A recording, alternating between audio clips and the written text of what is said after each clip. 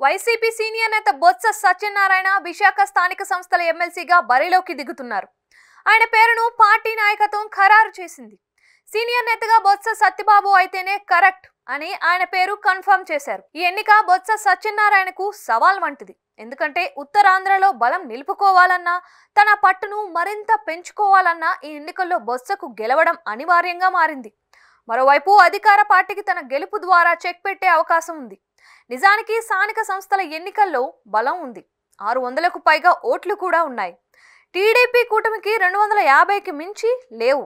దీంతో ఆయన గెలుపు గణాంకాల పరంగా చూస్తే నల్లేరు మీద నడకే అని చెప్పుకోవాలి. ఇప్పుడు అధికార పార్టీకి లక్ష్యంగా మారారు.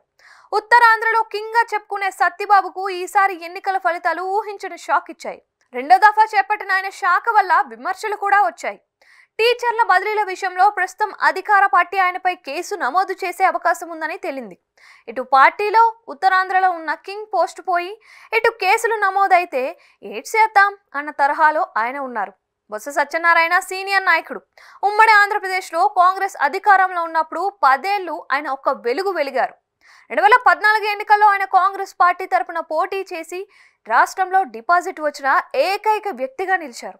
అయినా ఓటమి పాలయ్యారు. 2019 నాటికి ఆయన వైసీపీలో చేరారు. తిరిగి గెలిచి ఉత్తరాంధ్రకు వైసీపీకి వెన్నుదన్నుగా నిలిచారు. 2019 ఎన్నికల్లో వైసీపీ అధికారంలోకి రావడంతో బొత్స సత్యబాబుకు మంత్రి పదవి లభించింది. పూర్తి కాలం మంత్రిగా ఉన్న అతి కొద్ది మందిలో ఆయన కూడా ఒకరు. తన కను సైగలతో ఉత్తరాంధ్ర రాజకీయాలను శాసించేవారు. జగన్ కు కూడా బొత్స సత్యనారాయణపై అంత నమ్మకం ఉండేది. అందుకే ఈసారి ఎన్నికల్లో జగన్ ఎవరికి ఇవ్వని ప్రాధాన్యత ఆయనకి ఇచ్చారు. 2024 ఎన్నికల్లో ఆయన కుటుంబానికి 4 టికెట్లు ఇచ్చారంటే సత్యబాబు సత్తాపై ఎంత నమ్మకం ఉందో ఇట్టే అర్థం చేసుకోవచ్చు. పార్టీలో ట్రబుల్ షూటర్ గా కూడా ఆయనకు పేరుంది. జగన్ 5 ఏళ్లలో తీసుకున్న ప్రతి నిర్ణయాన్ని సమర్థిస్తూ అండగా నిలిచేందుకు ఆయన స్పెషల్ గిఫ్ట్ ఇచ్చారు అంటారు. అయితే మొన్నటి ఎన్నికల్లో కుటుంబంలో పోటీ చేసిన అందరూ ఓడిపోయారు. చివరకు చీపురుపల్లిలో తిరుగులేదు అనుకున్న బొత్స సత్యనారాయణ కూడా ఓటమి చెందడంతో ఆయన ఇప్పుడు ఎక్కడా కనిపించడం లేదు. 1999 నుంచి ఆయన రాజకీయాల్లో అది ఉత్తరాంధ్రలో గ్రిప్ ఉన్న నేతగా పేరు పొందారు. 2009, 2014, 2024 ఎన్నికల్లోనూ ఆయన కుటుంబం నుంచి 4 టికెట్లు దక్కించుకున్నారు అంటే ఆయనకు పార్టీలు ఎంత ప్రాధాన్యత ఇస్తారో చెప్పాల్సిన పని లేదు. 2024 ఎన్నికల్లో చీపురుపల్లి నుంచి బొత్స సత్యనారాయణ, విశాఖ పార్లమెంట్ అభ్యర్థిగా ఆయన సతీమణి బొత్స ఝాన్సీ, గజపతి నగరం నుంచి ఆయన సోదరుడు బొత్స అప్పల నరసయ్య, నెల్లిమర్ల నుంచి బొత్స సమీప బంధువు బడ్డుకొండ అప్పలనాయుడు పోటీ చేసి ఓటమి పాలయ్యారు.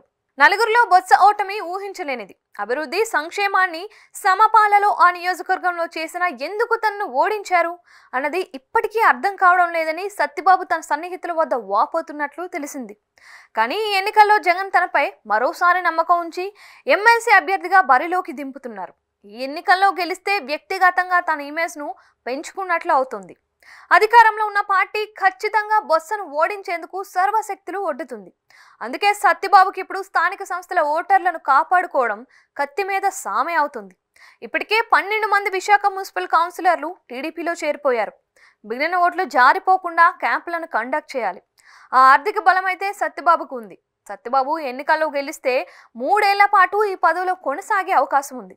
మరి చివరకు సత్యబాబు తనకు దక్కిన ఈ అవకాశాన్ని ఏ మేరకు సద్వినియోగం చేసుకుంటారు అన్నది అంతటా ఆసక్తిగా నెలకొంది.